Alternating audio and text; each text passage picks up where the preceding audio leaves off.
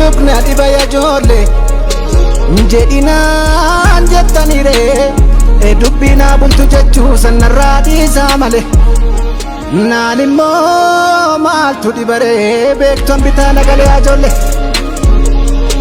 inni tokko ijaaruuf kaata keenya ni tokko dhiiga balleessee baduu fiiga inni tokko yoo fayyuuf jedhu keenya ni tokko dhiiga ajolle kana yaada yeelala eessaan rafee bula kan nu dhibotoo jiru maal isheen wal dhibani maal isheen wal qoodani waliif yaaddoo ta'uuni ba'aarratti maxoo waliif dabaluun kun maalimee humna wal dhowuun kuni hagamuun nun deemsisu hawaashuun nun ceesisu yaa ijoollee maaloo maaloo.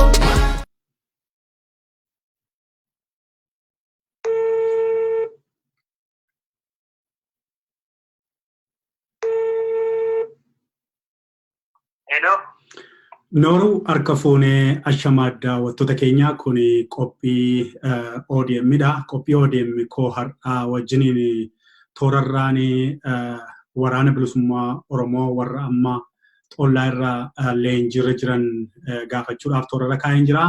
Nooru harka fuunee mee maqaa keessan nutti himuudhaan gaaffii itti aananii dhufan nuuf deebisaame. Maqaan keenya Martimoo Jiinaa jedhama. Haalli amma yeroo ammaatti tollee mooraa tollee keessatti argamu. Haala baay'ee sodaachisaa fi doorsisaa hamarra kan jiru ta'uu isaati. Bal'inaanii ciisuudhaa fi jaala akka biraa tokkotti hin fiigannaa isarraa haa'u. Haa ta'u gaajal Martimoo hello. Hello akkam jirtu Nooru? Nagaa egaa toorarra jiru daawwattoonni keenya sabni Oromoo sin dhaggeeffataa jira mee maqaa keessan irraa kaa'aatii iddoo ammarraa sinii bilbilaa jirus natti himuudhaan gaaffii tokko tokkoon isin gaafadha. Maqaan koo Ibsaan jedhama. Tole Jaalibsa mee haala xollaa keessa seenuu keessanii leenjiidhaa fi sabni Oromoo ni beeka. Sanuma wal qabatee immoo mudannoo jabduu yeroo darbe uummata keenya naasisee waa'ee summii wal qabatee waan tokko tokko yaadanna. Mee haala amma akkamiin leenjii xumurtanii iddoo sanaa baatanii gara hojii tajaajila saba keessan tajaajiluutti deebi'uudhaa fi leenjiin xumurree maaliif amma yoo naachi turtani?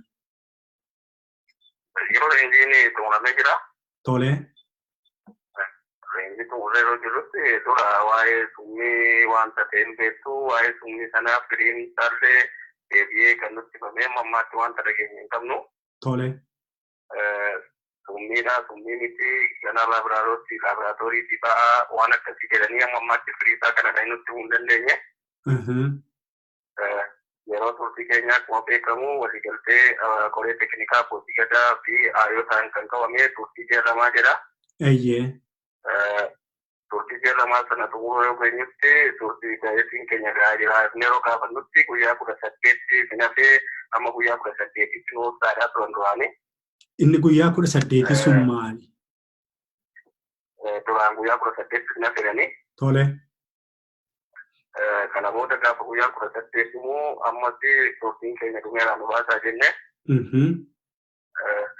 kan wawal kabate to kamita darbe renji kenya gaba tungulu yoba nero no kamu motumara okongo tide kane no ko kawe dufe wimba tu amma gaba tambati o turtani turtana gaba tambata kutya kala ke turtani wimba tu ngere tole itu kalau tadi mau moral renji wali sunu kabe Batuan desi, resino asisten batuan desi, papa awak kita misal maka kita selepata pemerintah awak tertidur tu masih kita makam tu papa guyana masih sedikit cuti batu jadi. Tole. Aku ngaji kamu, aku kamu, aku kata matematika lomba nu ada tu deh. Tole. Ada si energi dalam neboda naannoo sa'aatii 10 koree keenya walitti qabanii. Koree erga walitti qabanii booda turtiin keessanii guyyaan beekamnetti darbeera. Yeroon isaan beekamu waan ta'eef akkasiin akka waraanaa amansiisaa jedhanii. Tole. Warri koreellee sana wal mormanii dhiisanii yaa'anii. Tole. Kanaa wal dhufanii waraana walitti qabanii waraanni yeroo ammaa qabnee mirga keenyaatiif falmannaa. Nuti immoo mirgi keenya dhibamnaan kan gara qabsootti deemne. Mirgi keenya nuuf eegame gara qabsoo hin deemnu. Kanaaf mirga keenyaatiin falmannaan fakkannaa. Waan ta'eef guyyaa har'aa kaasnee karaa seeraaf seerri jedhuuni mirga keenyatti fuufna falmachuutti fuufna. Yoo mirgi keenya kan dhibamu kan cabute immoo baanetti itti dhumna malee keessan teenyu kan jedhu hojjennoo kanarratti waliigallee gargaarfachaa jechaadha. Ulfaadhu jaalibsaa haala jiru akka kanaan toora gashitee daawwattoota kootiif ibsuu keetii fi egaa turtii akka koree waliigaltee koree teeknikaa wajjininis mootummaadhaa wajjinis turetti ji'a 2 baatii 2 qofaaf achi keessatti leenjii akka fudhatanii dhagaa kan dubbatamaa ture. Ergasii booda immoo akkuma tu jette egaa guyyaa 18 dabalataan isinitti dabalanii leenjii dabalataati haa ta'u isinii kennanii egaa ittuma fufee immoo egaa kunoo guyyaa sanbataa jechuun guyyaa sanbata guddaa har'aa kana akka baatan ture egaa kan yaadame amma immoo egaa odduu cabsa gidduudhaan seeneeni guyyaa hin beekamnedha guyyaan ba'uu keessanii jedhame kun xiqqoo nama rifaasisaa. Mee kanaan wal qabatee egaa koreen teeknikaa yeroo sana dhimma kana to'achaa turee fi to'atee gara mootummaatti dabarsee isin kennee mooraa sanatti akka galtan godhe kun immoo quba isin qabaa hariiroo qabdu koreen isin bakka buufattan isaanii wajjiniin hariiroo qabu isaan immoo maal jedhanii gama isaaniitiin. Koreen teeknikaa erga nu gatte koreen teeknikaa mooraa nu gashee nu gurguratte koreen teeknikaa wajjin waa wal kennu hin qabnu koreen teeknikaa erga mooraa seenamee booda al tokkotti duwwaa akka inni dhufee nu dubbisee koreen teeknikaa nu quunnamaa jiru koreen teeknikaa dhufee nu ilaalaa jiru koreen teeknikaa nu beekaa walumaa gala waa'ee keenya keessaa dhiisanii waan ba'an fakkaata. Haa ta'u egaa jaalibsa akka waliigalaatti isin saba keessan karaa nagaadhaan tajaajiltanii tajaajila gaariitti deebitanii uummata keessan gidduu boqottanii uummata keessanii fi garbicha taatanii tajaajiluudhaaf uummatumas durumayyuu jaallattanii mirga isaaniitii fi bosona galtanii afaan qawweetiin qabsaa turtan amma immoo karaa nagaa erga jedhameettanii waamicha Oromoo fi waamicha abbootii gadaa dhageessanii gara mooraatti deebitanii. Ammuma immoo mooraa sana keessattis mirgi keessan illee mirgi gaaffii mirgi haqaa isinii eegamaa hin jiru.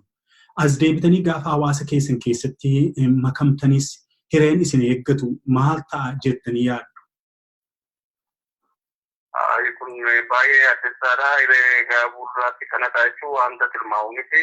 Nuti ammallee amma qabsoon Oromoo galma ga'utti karaa nagaa qabsoomnannee seenne malee qabsoon Oromoo ga'eera dhaabbateerannee wanta mooraa seenneef hin qabnu gaafa baanillee yaaddoodha inni itti nuun fayyaannu baay'ee yaaddeessaadha. Illee hiree waraana kanaallee yaaddeessaadha. Waan wanta keefu uummata keenyatti makamnee karaa nagaatiin uummata keenya keessa sochoonee qabsoomne kan eegu akkasitti yaadnanu. Haa ta'u egaa mee haala gara fayyaattan immoo isin deebisa gara fayyaa keessaniitti akkuma yeroo darbe hundumti keenya Oromoonis beeku miidiyaan garagaraas gabaasaa ture nus gabaasaa turre fayyaan waraana kanaa sum'ii kanaan sum'iin egaa akkuma ati beektu yeroo fi qabbaneessuu hin dandeessa ta'a qoricha adda addaa kennite qaama namaa keessatti waan tutturu waan bubbulu ta'uu mala. Mee haalli fayyummaa miseensota waraana bilisummaa Oromoo mooraa xollaa keessa jiraatanii yeroo ammaa kana maal fakkaata nageenya keessan gara jalqabaatti deebitaniittu yeroo baay'ee suuraan keessan miidiyaa hawaasaa kanarra ni deema. Yeroo isin dura bosona turtan irra bifni keessan nama marara booda kana keessaa erga keessumattuu balaan sum'ii sanaa isin qaqqabee asii bifni keessan ilaalle baay'ee kan nama gaddisiisudha. Mee kanaan wal qabsiisee haalli fayyaa keessanii maal fakkaata jaalibsa? Haalli fayyaa keenya baay'ee yaaddeessaadha. Sum'ii sana namni fayyadamu hunduu garaacha waan akkanaa dhukkuba adda addaa keessattuu yeroo hundaa namni fayyaa jiraatu hin jiru. Deebee garaa kaasaa adda addaa manni fincaanii shittaan rooba wajjin wal qabatee gibbii keessi qulqullinni isaa baay'ee yaaddeessaa kan ta'edha. deebi'ee waa'ee mootummaa sanaa yoo kaasallee keessa namaa dhaga'anii eeguu keessi namaa kanaammoo tokkosaa baay'ee haala yaaddeessaa fi rakkisaa namni as keessaa baanee of ilaalchifne akkasii keenyaan birrii keenyaan kan jedhu kan waraanni jedhaa jiru. Kanaaf immoo baanee of ilaalchisuu fi mana hidhaadha kan jiru akkasii baanuu qabnu. Inni kun kan inni dubbachuu dandeenyu baay'ee yaaddeessaa kan jedha qabu. Haa ta'u gaa ibsaa egaa kan jiru mana hidhaadhaa jette.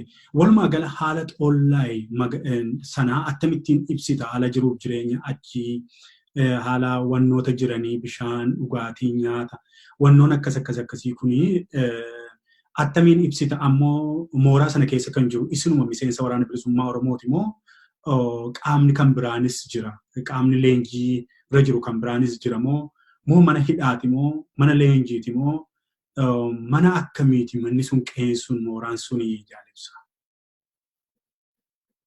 Yaa'u leenjii kana mooraa kanatti kan leenji'u Oromoon baay'ee jira qeerroo qarreen deeggartoota waboo nyaachisanii dhukkubsanii deeggartan kan hidhanii dubartoota amma dubartoota ulfa namoota gurguddoo kanneen akkasiidha keessatti haaromsa jedhamanii keessatti rakkachaa jiran kanaaf nu duwwaa osoo hin taane uummata Oromoo hedduudha keessa jiru. Haa ta'u gaa walumaa galatti dhaamsi ati saba Oromootiif qabdu waraana bilisummaa Oromoo mooraa xollaa'e keessa jiranis qabatee akkuma kanas immoo qarree qeerroo dargaggoota dubartoota ulfa waraana bilisummaa Oromoo nyaachistanii deeggartanii obaastanii jedhamanii achi mana hidhaa sana keessatti nam'anii yookiin mana leenjii sana keessatti nam'anii jiranii bakka buutee dhaamsa ati saba keetti himtu yoo jiraate carraa kanaan daqiiqaadhumaan si ilaalla.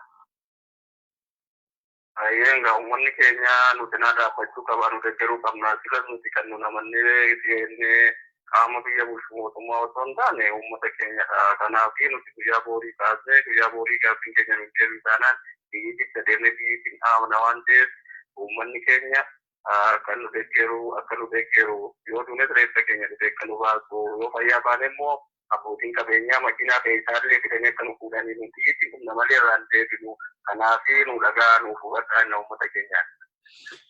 Egaa daawwattoota keenyaa itti fufi. Guyyaa boriidhaa taanee nyaata dhaabnee mormii keenya kan itti fuunu ta'an jira.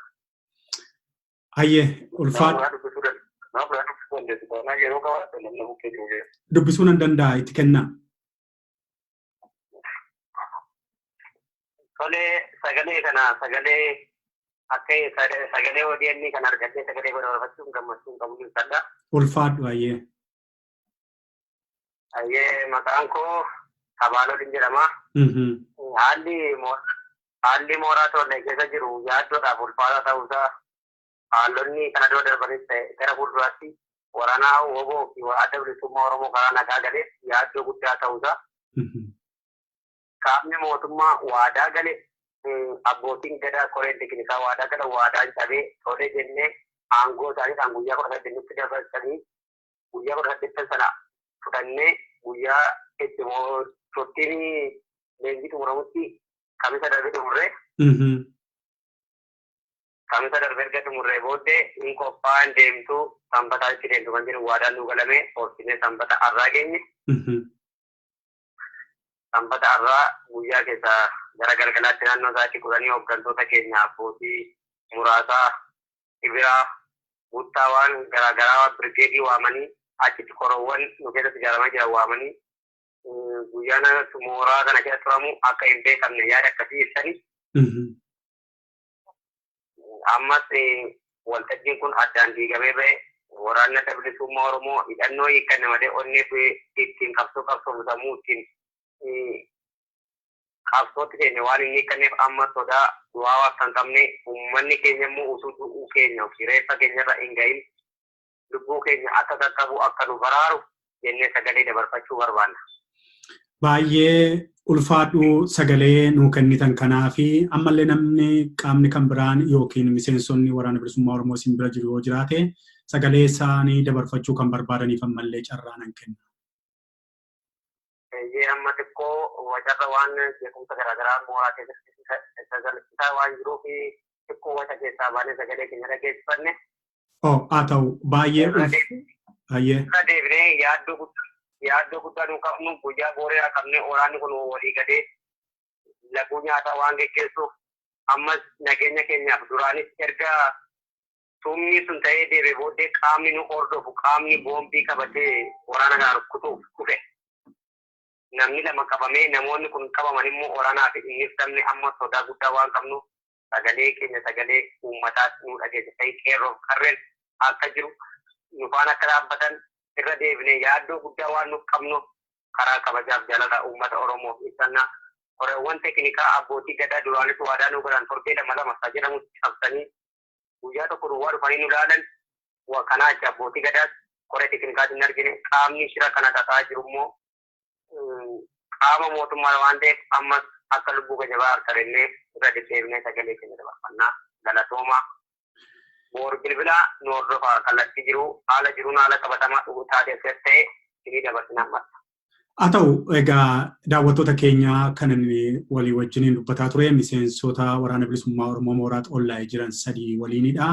Haala yaaddessaa keessa akka jirantu dhaga'amaa jira. Erga sumii obaafamanii asillee mooraa keessa jiran keessatti qaama boombii baadhatee isaan haleeluu dhaqeen akka gaadamaa turanii fi namni 2 sababa kanaan qabamee ammallee seeratti akka dhiyaanneef akka miidiyaatti illee balballoomsamneedha kan dhagaati jirru.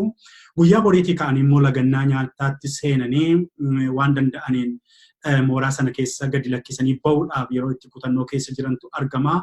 Egaa miidiyaaleen guutummaa biyya lafaarra jirtanis ta'e sabni Oromoo lafa jirtanitti waraana keessan waraana bilisummaa Oromoo mooraa Xollaayee jiruuf akka dirmattanii fi guyyaa borii kaanii nus miidiyaadhaan karaa adda addaatiin akka isaan hordofnu gamanumaan waadaa hin seennaa. Sagalee naa kennitan kanaaf maqaa daawwattoota kootiif maqaa lammii keessaniitiin galata isinii qaba. Ulfaadhaa nu bira dhaabadhaa lubbuu keenya oolfataa jennaan. Ulfaadhaayee waaqayyo isinii wajjiniin haa ta'u nagaatti isinitti deebi'ee isin hordofaa boris. Ufi malo, iswal sakalu, cimsan si chalu, madamo goleda, tatu sumida, yomitu benne, balkomi kenye, malo, malo, malo.